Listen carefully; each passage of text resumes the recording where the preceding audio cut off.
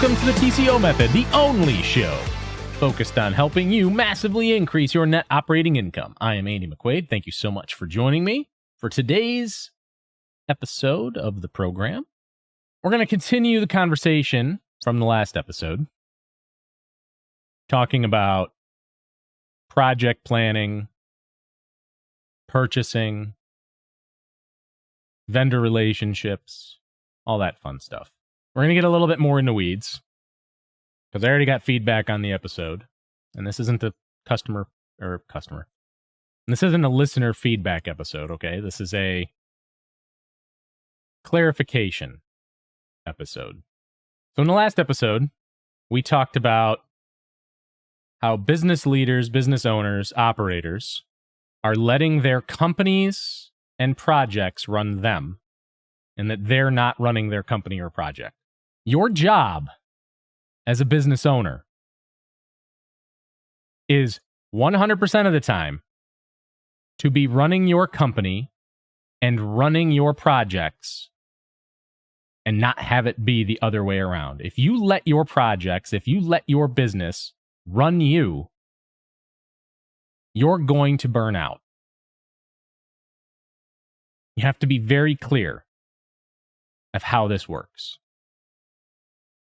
And the reason people don't do a good job successfully running their projects and successfully running their businesses is because they don't actually have a strategy. What they have is a whole mess of tactics that they use, things they do to get jobs done and to make money in their business. But without a strategy tying all those tactics together, all you have is chaos, and you're constantly being run by your business. You can't let that happen. So we got a call from somebody who basically said, well, sure, everything you talked about on that show was great because it was all about apartment complexes. But, what do you do when every project you do is different? Okay, listen. Again, the science of construction is the same. You have walls, floors, ceilings, siding, roofs, right? You have a structure, a building structure. Everything that goes into those structures is the same every time. Yes, there's a difference between a 2x4 and a 2x6, and you need to know what that is. Yes, there's different types of drywall for different rooms, but it's all dictated by a really proven scientific method. And it's not science, it's construction. There is building science. That is a thing. I am a student of building science, right? I've got a bunch of certifications from the home builders, the NAHB. And yes, there is a building science, right? But it is not anything that people need to get a certification in to do well. Do I believe in the certifications? Yes, I do, because you're going to learn things you didn't know, hopefully, along the way, to help you do better in your business. But you don't need to have a bunch of letters after your name. You don't need alphabet soup to do this job. Okay? You need to be able to plan so your project is not running your business and is not running you. You need to run your business. Your business needs to run your project. Doesn't matter if it's a flip, a rehab, a make-ready, new construction, you need to be able to plan ahead. If you're constantly running to Mr. Seconds and Home Depot to get cabinets and then they don't have it in stock and then you got to drive to another place and get more that match and you got to go to another place then more that match, you're being run by your business, or your business is being run by your project, not the other way around. You're doing it wrong because you don't have a strategy. You don't have a plan. And if you do it all the time, I don't even know how to help you other than don't argue with me. Legit, I've been doing this for decades, okay? This is not rocket science. Anybody can make this work. Well, we don't know. Yes, you do know. You absolutely know. How long ago, before you started working on that project, did you buy that house? Did you buy that apartment complex? Did you buy that building? How long? Did you close on it on Friday? You found it. You did your due diligence. You came up with a budget to do the rehab. You know who you're going to put in there for a tenant. Did you buy that project without doing any due diligence? Your planning should have started then.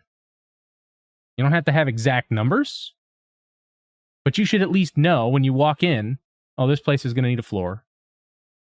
It's going to need windows. It's going to need doors. It's going to need this. It's going to need that, right?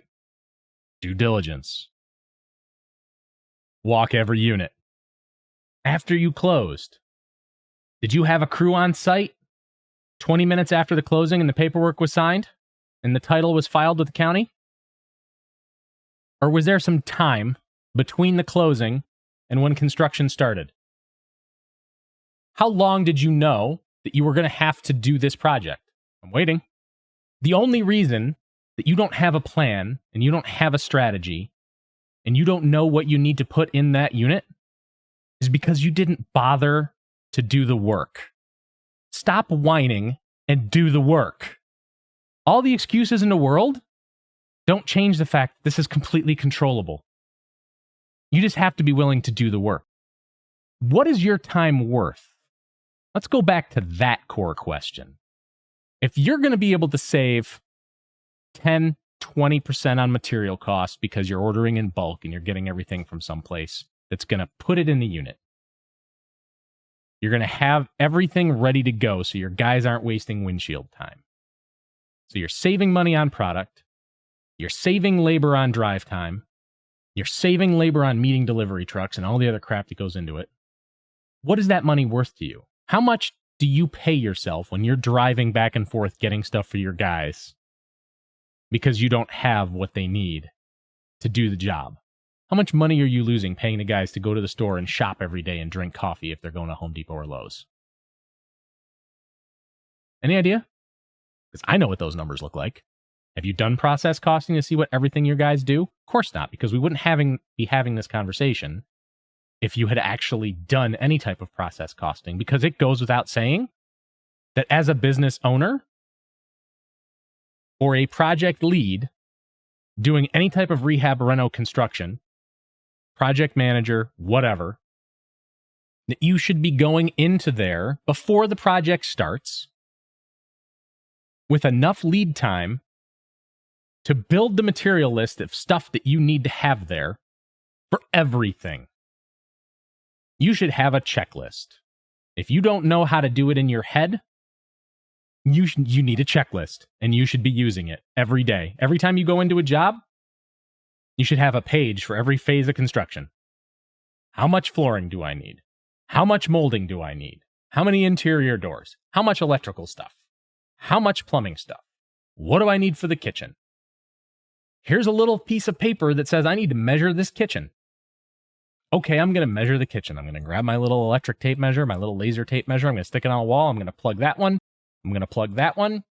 I'm going to look at it. I'm going to figure out, oh, there's not enough electric up there, so I got to get the electrician to add a couple of circuits, and I got to do this, and I got to do that. You have the checklist. You know what needs to be done, right? There's freaking 5,000 damn books written for real estate people to figure out how to do construction. It gives them everything they need to be looking at to plan out a flip, or a remodel, or a turn, or a rehab.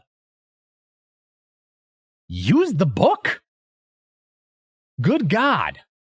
And then tune it to your business and your risk profile. But for the love of God, build a relationship with some vendors. Get them to give you discounts because you're going to make their job easier and your job easier. Why are you paying people to go shopping? That is the dumbest thing in the world. You can, regardless of the size of the project, you can steal the ideas that the big guys use to scale and be efficient and make money and put it into your business so you can scale and be efficient and make money. But you got to do the work. You got to show up and do the work. If you have a construction project manager, part of their job, other than managing the labor and keeping things on time, is to do the coordination with the vendors to make sure that the stuff is going to be where it needs to be when it needs to be there. I guarantee you that a kitchen designer from a kitchen supply house that does investment properties is going to be able to suggest an inexpensive cabinet and an inexpensive type of countertop, whether it's quartz or granite or whatever. Inexpensive fixtures that are used all the time. And I'm not saying make your stuff look like everybody else's stuff, right? You're still going to want to do things to stand out. But they're going to design a kitchen in a way that gives you your work triangle. So your tenants are a little happier with how the kitchen layout is, and you're a little happier with how the kitchen layout is. But they're going to say, hey, this brand of cabinet takes 4 weeks. So when you order from me, Mr. Project Manager, Mr. Business Owner, you need to give me 6 weeks so that we can make sure everything arrives and we can deliver it to you in a timely fashion and have it in the unit when you're ready for it. And if something comes in damaged, we have enough time to get a replacement. If you keep using stock junk cabinets, you're going to get terrible results. I'm sorry, you just are. You need to be able to plan ahead. You need to be able to order ahead. If you're project managing construction and you don't know what's needed to install cabinets, or you don't know what's needed or how it should look when a door is hung or installed correctly versus not correctly, if you don't know how to measure something to check to see if it's installed correctly, like if you look at a replacement window that's been installed or a new construction window that's been installed,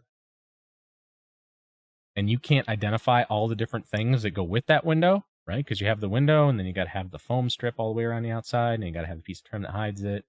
If it's a replacement, if it's new construction, you got to have shims at the bottom on both corners of the window, right? If it's multiple units, you got to have support any place there's a piece of plastic or wood, vinyl or wood coming down. Like, you need a gap at the bottom. When you frame a door opening, right? You're going to add a door somewhere. You need to have at least an inch, 3/4 of an inch, ½ inch above the top of the door. It's just open. So if the house settles and moves, it doesn't crush the door. Same thing with windows. You need to have that gap at the top with nothing. And you got a couple shims at the bottom, right? And if you need shims on the sides, cool. But you need to know how these things go together. Like, it's worth just opening a book of how these things are supposed to be done. Like, there's a million of them. Watch a YouTube video, for Christ's sake. It's 5 minutes. How to install cabinets. There's like 40 videos. Hopefully they're correct. Not all of them are. So anyway, absolutely, 100% of the time,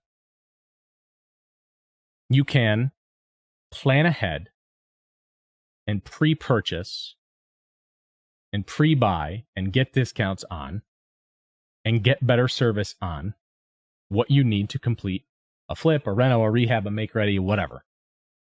Absolutely you can. Now, does that mean you're not going to open a wall and find something weird that you didn't plan to have an answer for? Yeah, that's going to happen once in a while. But it's not going to happen every day. There's no reason for your guys to be at a store every day. None.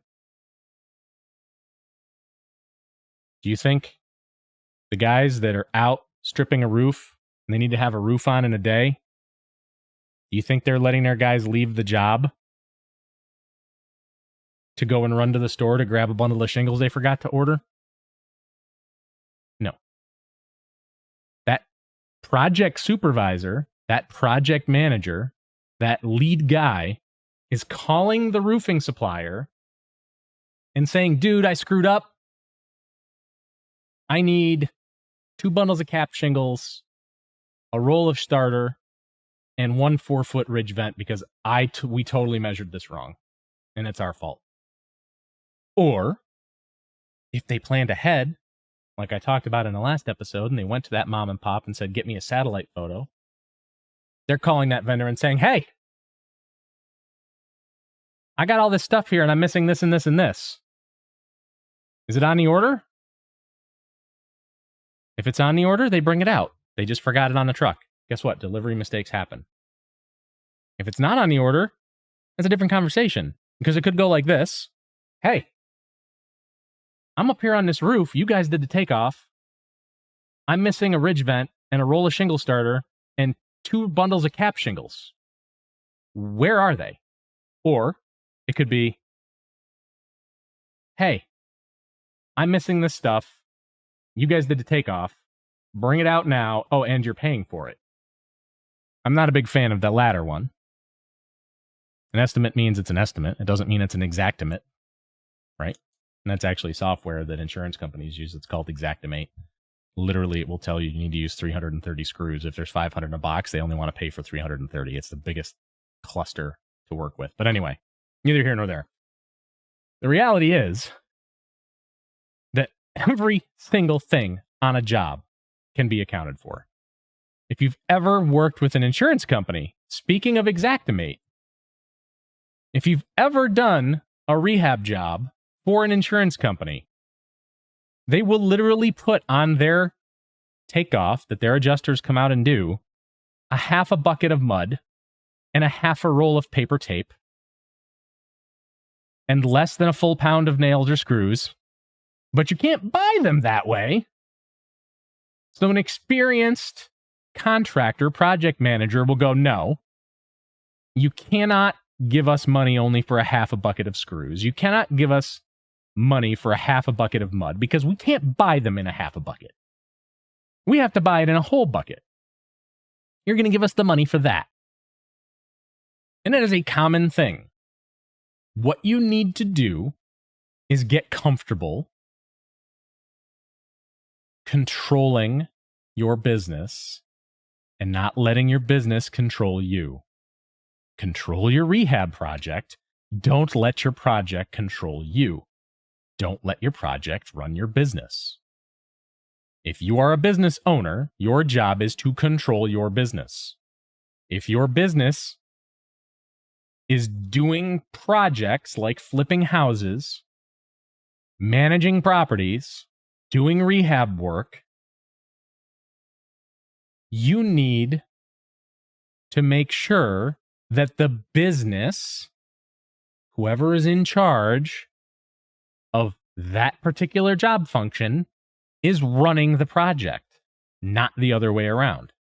Do you think that when a remodeling company walks onto a homeowner's job, they look at it and go, yeah, I don't really know what this is going to take for materials, so I'm just going to tell you it's $15,000, and, if it goes more than that, I'm just going to bill you for it. What? Who's going to sign that contract, man? No. That's just dumb. Don't be dumb. There's a tax to being stupid, and usually it's involves things that you don't see, you don't focus on. I tell people to understand what everything they do costs them so that they can put it in a light that motivates them to take action to change. If you know that doing stupid thing A costs your business $20,000 or $30,000 a year, then you're probably going to stop doing thing A. Here's an example. I've probably already told this story, but I'm telling it again. This is a different context. So there's a property with a bunch of buildings on a bunch of acres on a campus, to the point it was big enough where they had a golf cart for their maintenance people to get from point A to point B. They were not keeping track of how much downtime between repairs, maintenance calls, service calls was being taken by the guys on the maintenance team. And it wasn't like downtime like I'm in the middle of a project and I take a phone call or I'm texting while I'm working. Like, that is not what I'm talking about. I'm talking about legitimate, I get the call, I go to the unit. How long does it take me to get to the unit? How long does it take me to go to the shop or go to the store or whatever? Like, they're not tracking that stuff. They're not tracking time to repair. Okay? And with 3 maintenance guys It was costing them $20,000 a year in lost labor and opportunity cost. You know that tenant satisfaction goes up when you repair their problems quickly. The faster you fix it, the happier your tenant is. The more likely you are for them to take care of your property, right? There are proven strategies that go into maintaining your quality of product, equating to maintaining your quality of tenant, getting paid on time, getting renewals, getting rent increases without complaints, all that kind of stuff. They were losing $20,000 a year because every time a maintenance request would come in, their maintenance guys would either walk or drive a golf cart to the office to get the maintenance paperwork. There was some being lost in windshield time, obviously, right? Driving to Lowe's, driving to Home Depot, because they had no inventory on site at all. It was a large enough complex where they had a shop. It was just empty. They had nothing in there. They had like old, dusty junk specific to the property, right? Like boiler parts and whatever from 40 years ago that no one knows if they work or if they don't because they're freaking rusted or corroded because they've been sitting on the shelf for so long. But they had nothing that they used frequently. Like there was no inventory of flappers. There was no inventory of toilet seats. There's no inventory of fill valves or shutoff valves or, sink strainers. There's none of that stuff. Nothing. So every time something went wrong with this property, they were in a truck and they were just driving back and forth, driving back and forth, driving back and forth, driving back and forth. The average maintenance job literally had as much travel time as it did time in the unit fixing the problem. Sometimes more. But most of the time it was pretty close to a 50-50 split, like within 10% either way. That was $20,000 a year. Just evaporated. Because guess what happens when your guys can fix the problems on their schedule during their normal business hours? Less overtime. What does less overtime do for your payroll expense? Oh, it goes down? Is that on your P&L? No. Oh, wow. Oh, wait. And your P&L is where your net operating income comes from? Who knew? Oh, and when I want to go and refinance that property, and I want to take some equity out to do other things, if I have higher NOI, I get more money from the bank. Holy crap! Literally. This is completely in your control. The reason you're not controlling it is because you're not willing to do the work. Do the work.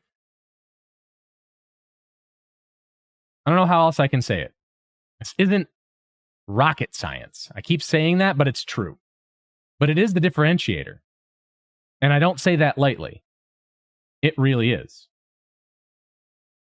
The companies that figure out the systems and the processes are the guys who go from one crew or two crews doing stuff to 6 or 10 crews doing stuff. They go from working out of their garage to working out of a showroom. It's true in construction, and it's true in property management. Now, are you going to have a showroom? No, but you're probably going to have an office with a shop. You're probably going to have vehicles. You're probably going to have crews of guys that specialize in stuff. Maybe you'll have a plumber on staff. Maybe you'll have an electrician on staff. You'll probably have a project manager on staff who does your estimating and your ordering and your coordination of your crews. Some of the best operators I worked with in my career in the multifamily side integrated their construction function, brought everybody in-house with the exception of some subcontractors. They would have a VP of construction who was the project manager for a territory. So there might be 1 or 2 apartment complexes they were working on rehabs for. They wouldn't get involved in maintenance. That was a completely different thing. It was specific to each property. But they would get involved in the rehabs. and the upgrades and the value add projects. And they would help pick the products, specify what needed to be used, negotiate with the vendors for service levels and availability, timing. And they would ask questions like, hey, if I order cabinets from you, number one, what styles are good? What are people using in this market? Number two, how long does it take for me to get them if I order them? Are we talking like they're in stock on the shelf and I can order them a week before I need them and you'll be okay and I'll get 100% fill rates? Or is this something where if I do that, I'm going to get like every delivery is going to be missing a cabinet or have something damaged? Oh, well, I don't want damaged stuff. I don't want missing stuff. I can't afford to have delays in my production. So why don't we look at ordering stuff ahead of time? So they work with the vendors. They work on the selections of stuff to match whatever their designer picks out.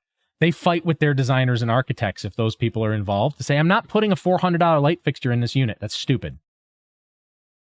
It's going to add 20 years to my freaking payoff for this property if I put designer fixtures at $400 to $600 a piece into this unit. That's stupid. All I need is something that lights up and doesn't look like hot garbage. They negotiate with all the subs. I'll pay you this to do this job. They control the crews. Now, they're not the super of the crew. They're not the foreman of the crew. They're not in every unit every day. But they're communicating with those foremen every day to make sure that they're on schedule and to have the stuff they need, that the vendors are performing correctly. They're creating a vendor performance scorecard to make sure that the stuff is showing up on time and complete. They're working with the vendors to make sure that issues and headaches are solved. Project management is not something that is a part-time job. They need to own it. So that's why they gave these people a vice president position. The property needs to run the property. So the leasing manager, the property manager, the maintenance manager, they do their thing. They coordinate, upgraded units with the project manager, the VP of construction, whatever you're going to call it. So they can have those units leased before they're done. They have it committed. The sale is in. That holds the construction manager accountable in the unit who's running that. It holds the vice president of construction or the regional manager of construction or whatever title they have to making sure things are going smoothly so they can stay on that timeline. Systematizing makes it predictable. It's when you don't have systems that your costs rack up and you don't even realize it half the time because you have nothing to compare it against.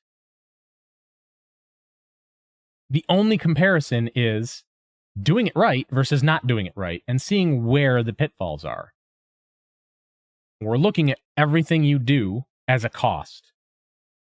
Because if it's not a cost directly in labor and materials, it's an opportunity cost in what you could be doing instead to make you money. And when your business is running you, when your projects are running you, and you're not running your projects, you're not running your business, your opportunity cost skyrockets because you're not doing things for the future. Systems force the time into position so you can work on the business and not in the business. I think I'm done. That was a hell of a rant. Sorry. If you're watching this on YouTube, hit the bell, subscribe. Love you long time. Leave me a comment. I will respond on YouTube. Unless it's a stupid spammy ad, you stupid robots who leave posts on my YouTube videos advertising your crypto bro crap. Stay off my site. If you're listening on Spotify, iHeartRadio, Apple Podcasts, Google Podcasts, wherever podcasts are found, please subscribe. Leave me a review if you can. Leave me a comment if you can. Check out the website, tcomethod.com. Send me an email with your feedback. I'll do another episode like this if you want to keep arguing. Podcast at tcomethod.com. Thank you so much. Have a great weekend. I will see you next week.